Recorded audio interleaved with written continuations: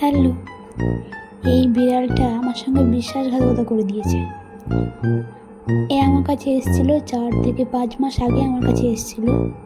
তো আমি খাবার দিই, সব কিছু করি, যত্ন করি, থাকে আমার কাছে ঘুমায়, সব কিছু করে।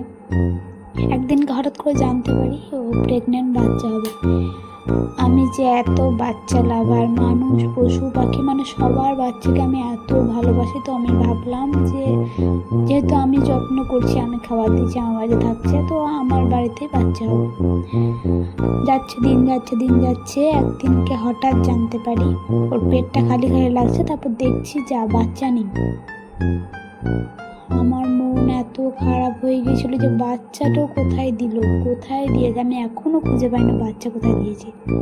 আমার বাড়ি আসে, আবার চলে যায়, খেয়ে দিয়ে সুন্দর মতো করে একটু আদর খেয়ে চলে যায়, ব্যাস।